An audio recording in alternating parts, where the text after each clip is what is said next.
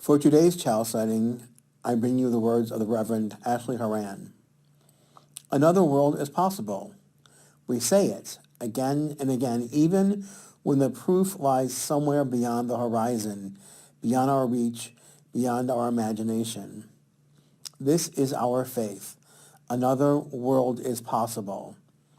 There are many routes toward liberation, toward freedom, but the abundance of options does not absolve us of the responsibility of acting. Another world is possible. I call you to gather to worship today with the words of the Reverend Sharon Wiley.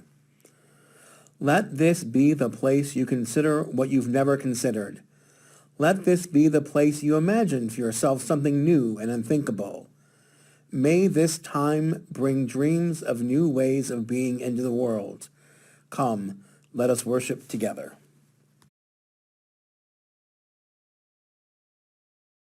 So good morning and happy Chalica.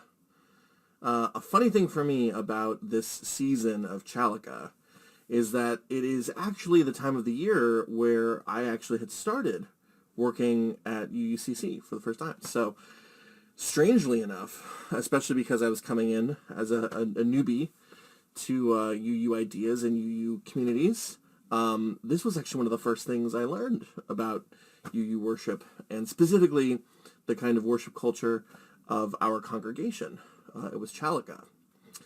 I remember that the first thing that occurred to me when it was explained to me was that all I could think about was the heavy metal band Metallica, which I'm sure I'm not the only one who has done that, because it's really hard not to do that.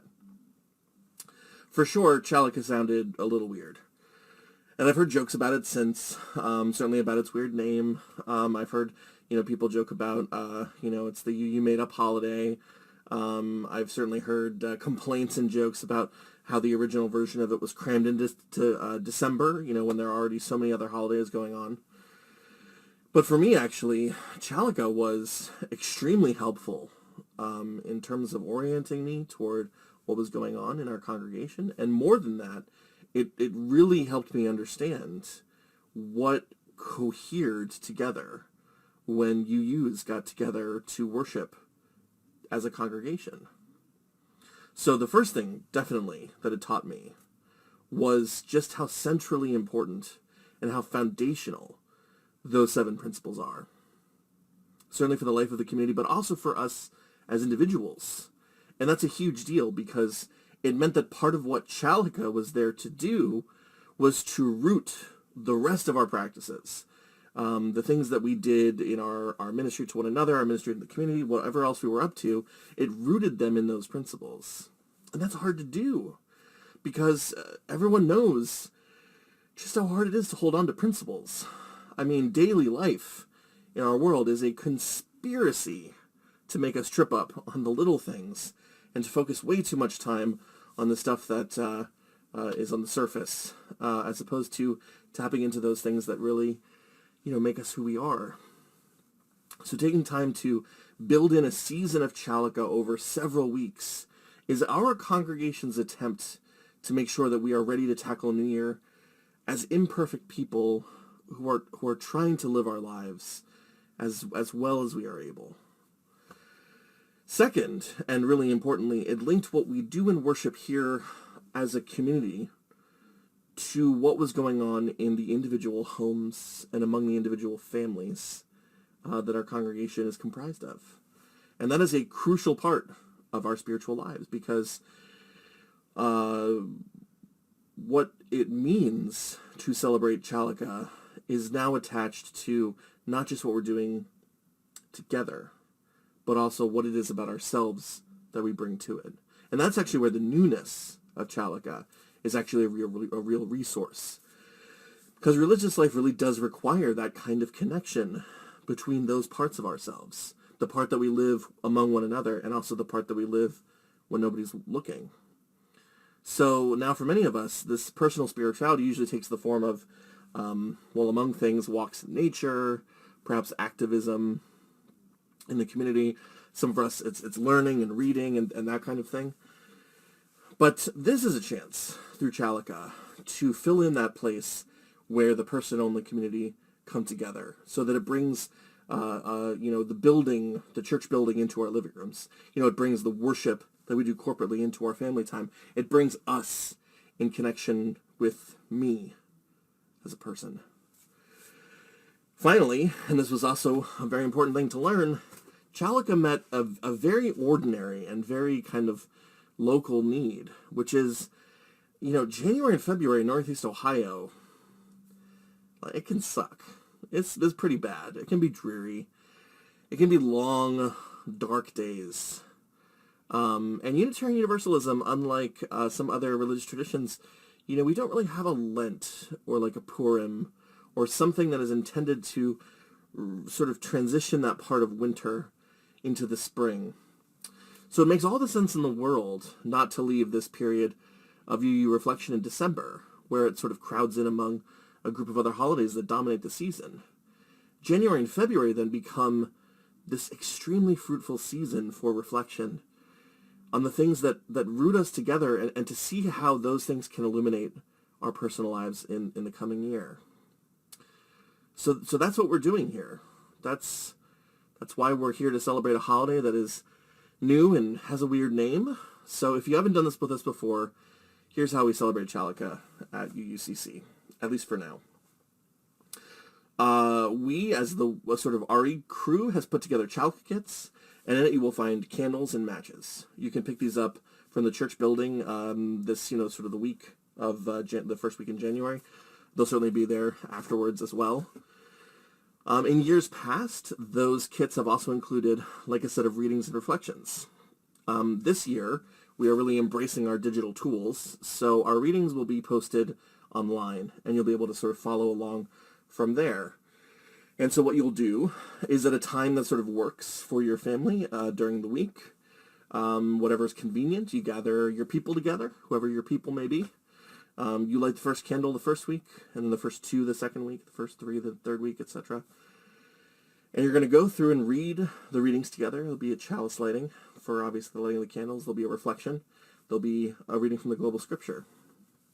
But crucially, in conclusion to each of those readings, you'll be invited to talk together about how this principle, the principle attached to that week, how it manifests itself in your life right now, and how you live it out, what it means to you in a deeper, more concrete sense. And that's it. That's Chalica. You can think of it as a sort of a small thing you do for a few weeks in the winter. That's definitely one aspect of it.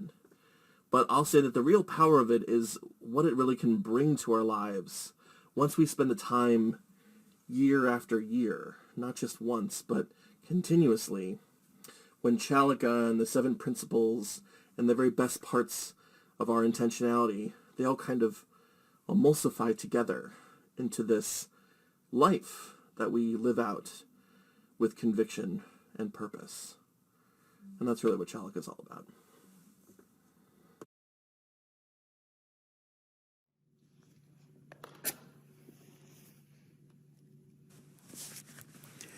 In this first week of Chalica, we remember that we believe in the inherent worth and dignity of every human being.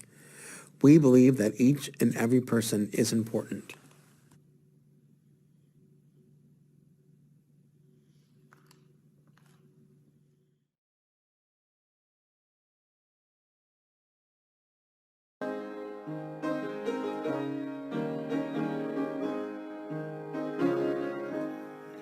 Oh, the beauty in a life that is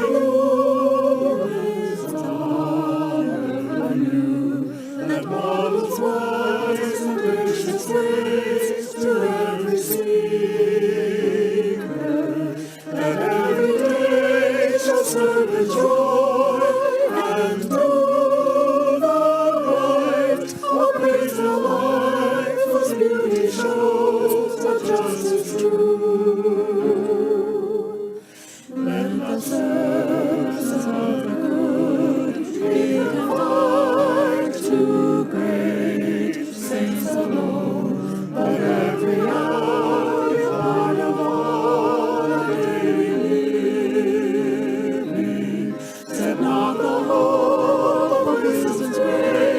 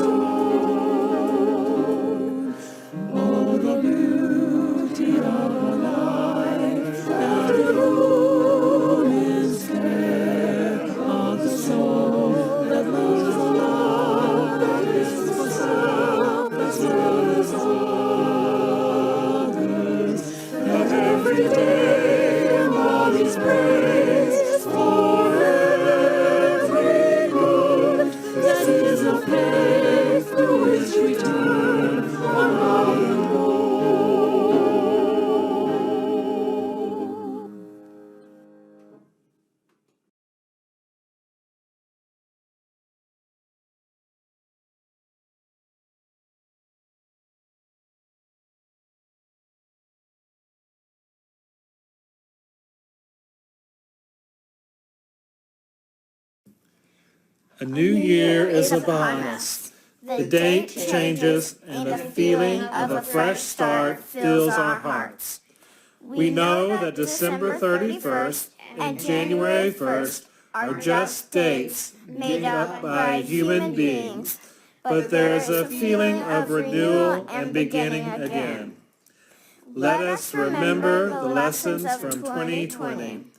Let us not leave behind all that this challenging year has taught us, and yet let us also turn our faces to the dawning of a new day.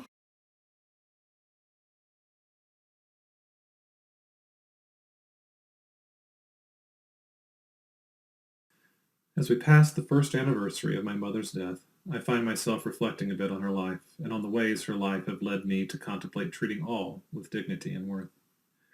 I'm not sure that I can say exactly when I realized my mother was a bit different from the other typical adults in my life, when I noticed the oddities in her behavior or the occasional disengagement with the world around her. I do, however, have a bright line memory of when I was 10 years old, traveling to Jackson, Mississippi to see Mom at the Charter Mental Health Facility. At the time, I didn't know that name, though. I just knew Mom was in the hospital, and after a few days, or maybe even weeks' absence from my life, she was being given a day pass to leave the facilities. My two younger brothers and I sat in a musty waiting room near the front of a nondescript, one-story office park building, while my dad went further into the bowels of the place to retrieve Mom. While I'm not sure how accurate this is, I have memories of people with unkempt hair and bathrobes and house shoes shuffling through that room as we waited. Without too much wait, though, Mom was there, and the three of us boys poured into her outstretched arms. We spent the afternoon in a forested picnic area alongside the Natchez Trace, my brothers playing chase among the trees as Mom watched on with a quiet, sad smile. I don't remember much conversation, but I do remember the relief I felt being with my mom then, and the confusion when I realized that this reunion was temporary. At the end of our afternoon together, we returned to that office park and left Mom there as we made the 2-hour drive northward toward home. This would be far from my last encounter with this facility or ones like it. As I entered my teenage years and the periods of mania and lethargy punctuated my mother's life more frequently and affected my own life in turn, I began to see those respites of hospitalizations with more wariness than grief. And my view of my mother also transitioned from seeing her as the intelligent and talented musician that she was, or the caring social worker she had become, to simply the embodiment of her mental illness, a mere diagnosis rather than a fully realized human. As I reflect on my mother's life and her experiences with a multitude of institutions, there are clearly times when she was dismissed, times when she was seen primarily as a diagnosis, and only secondarily as a person who might be worthy of being treated with dignity and respect. I know there were times when I was guilty of treating her this way myself. I recall the fear and sadness I felt when, as a junior in college, I was asked to bring Mom's pharmacopoeia of medicines to the local sheriff's office on Mom's way to involuntary commitment at a nearby facility. I can still hear her yelling at the guards in mostly incomprehensible rage and grief. I'm not sure there was much sense of dignity and respect in the treatment she received. Sadly, this became the pattern of her life to the end, and it wasn't until the very end, when she found a group home for her to live out the final years of her life, that she ever felt truly at peace. A sad, lonely place, but a place where she no longer seemed to battle all that had so frequently haunted her. And a place where she was seen for who she was, and not just how she had been labeled. The spirit of the new year and our celebration of this first week of Chalica offers up a personal challenge. The challenge to find the dignity and worth in all those we encounter. Those who we see as typical and those we don't. The spirit of the new year offers a time of renewal for the self, too, and challenges us to treat ourselves with respect as well. To offer not only others, but ourselves the grace embodied in our first principle.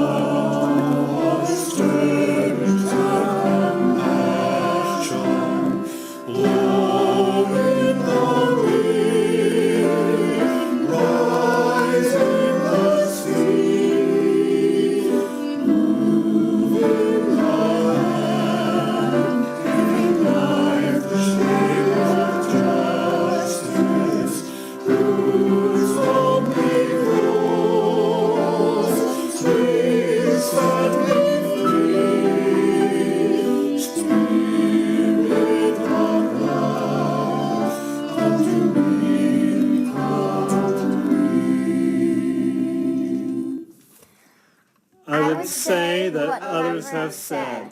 It gets better. One day you'll find your tribe. You just have to trust that people are out there waiting to love you and celebrate you for who you are. In the meantime, the reality is you might have to be your own tribe.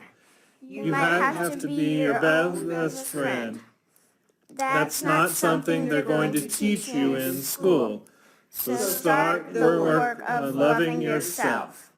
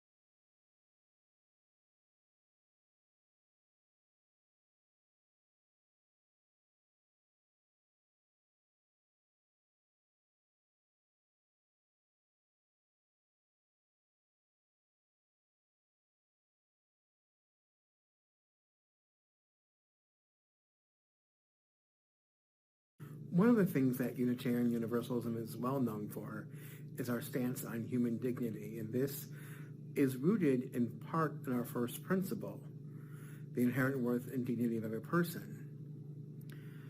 The principles came about at first in 1961 with the merger of the Universalist Church of America and the American Unitarian Association to create the UUA, and there were 6 of them. In 1985, they were reorganized and the 7th principle added to give us our current 7 principles. We are now working on adding an 8th principle to go with the original 7 and the 6 sources. If you've heard me preach before, you've heard me sometimes say that the first principle can be very hard to keep. It sounds very easy. Every person deserves to be treated with dignity and has worth. That can be challenged when people are, well, when they're human and they do things that frustrate or confuse or frighten us. I was reading a book called The Cemetery Boys by Aidan Thomas. It's a young adult novel about this queer, Latino, trans boy who is trying to make his way in the world. And one of the things he wants to be able to do is to join this family tradition that goes back centuries. Except, of course, the main character is born identified as female, and only men in the family can do it. So this is not the reason for the transition or the claiming of their full identity, but it's part of the story. And this story made me think about a young person I met 10 years ago, 11 years ago, when we had General Assembly in Minneapolis. So a little bit about the UUs and BGLT equality. In 1970, the General Assembly voted to urge the UUA to end discrimination against gay and bisexual people. Then in 71, Reverend Richard Nash and Elgin Blair co-founded a group called UU Gay Caucus, which encouraged the creation of the Office of Gay Affairs. In 1975, so 5 years later, they hired their first person, Arlie Scott, who was the first director of the office, but she was not a UU. That's okay, but the office changed its name to Office of Gay Concerns. And then 1980, which is now 10 years since it first came up, the General Assembly urged the UUA to end discrimination in employment against lesbian, gay, and bisexual people this time. So in 86, the name changed to the Office of Lesbian, Bisexual, and Gay Concerns, and the Reverend Meg Riley, who was the 5th director, became its first full-time employee. In 96, the word transgender was added to the title, and it became the Office of Bisexual, Gay, Lesbian, and Transgender Concerns. And then 14 years later, it was changed to LGBT Ministries, and in 2012 became the Lesbian, Gay, Bisexual, Transgender, and Queer Ministries, or LGBTQ Ministries. It's a lot of work by a lot of people to become more and more inclusive, and sometimes it feels like, why? Why are we doing this? What's the benefit? So going back again 10 years ago to General Assembly in Minneapolis, I was a seminarian then and getting ready to go to Vancouver for my internship year. It was the summer that I met Reverend Denis, and I also met this kid. Young, cute kid in his teens, no idea really, didn't get his name, don't know much about him, except he had the most amazing t-shirt on. It was just a white t-shirt that he had handwritten in black magic marker. A message that I will never forget. And the message said, "Tranny boys can't get you pregnant," which I thought was hilarious. So amazed was I by this message and sort of the chutzpah of this kid that I asked to take a picture with them. I couldn't find a picture for this sermon. I would have showed it to you. That this kid felt the kind of bravado and comfort that they could feel to wear this t-shirt in a church convention is amazing to me and thrilling to me, and really is the result of all of the work going back 40 years before by Unitarian Universalists in the trenches, lay people going to General Assembly, pushing for change and acceptance. So this kid shows up, rocks my world, and I never see this kid again. I sometimes think about this kid, whose name I don't know, whose gender identity I don't know. I say he because of the Tranny Boys t-shirt, but I don't know where their evolution is now, if they are claiming he or they or none of the above, if they are living which gender, any gender, how their gender expression is today. But I think about this kid, and I think about, they might have been about 14. So now this kid is 24, an adult. And I hope that whoever this kid is, they've always felt as comfortable and safe and secure in the world as they did in that GA in Minneapolis, where they could claim their identity, where they could be bold and brave and out front and just say, here I am. I worry, though, knowing how the world actually is, that there may have been places in which they weren't as accepted, that places where they couldn't be as bold or brash, places where they might have been shamed or threatened, and that makes me sad. because this kid had such an exuberance. And so, for all I know, that same kid could be watching this service today. Maybe not. But if you are, or if you're someone like that kid, someone who's worked hard to become your full self, whether that is because you are a liberal in a conservative family, your gender assigned at your birth isn't the one you identify with, whether it's because you love people of the same gender or not, whether it's because you're left-handed or you like music no one else likes. Everybody is on a path, a journey to become their full selves. And some are so brave as to be able to do it in a way that's just there. I hope that kid, capital T, capital K, whoever you are, the world's been good to you and kind to you. And I hope that in the moments when life hasn't been as easy for you, people haven't been as embracing for you as they might be, that this faith of Unitarian Universalism that you seemingly grew up in was a comfort to you, that you had a minister somewhere in your life that you could turn to and go into their office and tell them about what a hard time you're having, because you know about our first principle, that every person has an inherent worth and every person deserves to be treated with dignity. Think of you often, that kid. I sometimes pray that you're doing all right, that life's good for you. And I'm so grateful for the t-shirt that you wore that one day on a Monday in Minneapolis in the sunshine that let me get to meet you, because you've been an inspiration to me on and off these 10 years in between. So on a day when we're celebrating imagination and the first principle, I like to imagine that you're, an elementary school teacher who's helping kids really understand how amazing they are, the way that you seem to. I like to imagine that you're somewhere helping people realize that journeys can be hard, but that they are worth it.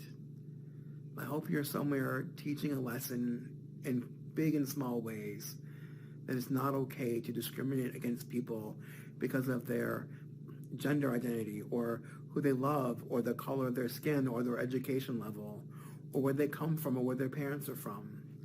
I hope that you are living your life out loud and bold in ways that are empowered by Unitarian Universalism and our first principle, and that you are a shining beacon and example to others to be free also. And that kid, if you're having a hard week or hard month, it's been a hard year for lots of folks, I know, I hope deep in my heart, I hope that you have someone who can turn to you and say that you have worth. Someone who will treat you with dignity and care to get you back out there being such a blazing example of what we can be. And I hope that if you're not that kid, if you're just some guy or that girl or this person over there, I hope that someone takes you aside and says, you're worth it. You're amazing. You inspire me. After all, that's a lot of what our first principle is about. To show who we are, to teach others and ourselves that we have worth, that we deserve to be treated with dignity, that we have the right to claim dignity, and that we have the right to celebrate ourselves in all of our shortcomings and flaws, and all of our amazing gifts.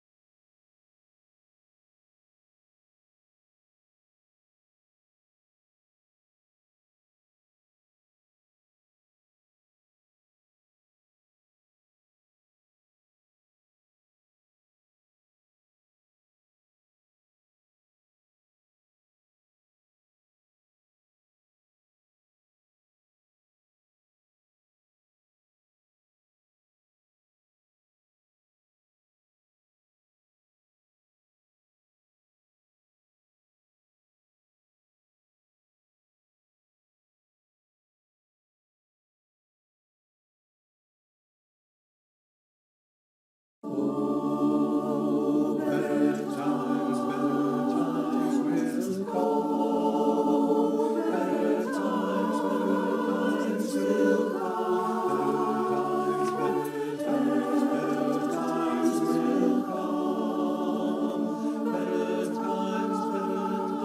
Better times will come. Better times will come. Better times will come. Better times will come. When this world learns to live as one, oh, better times will come.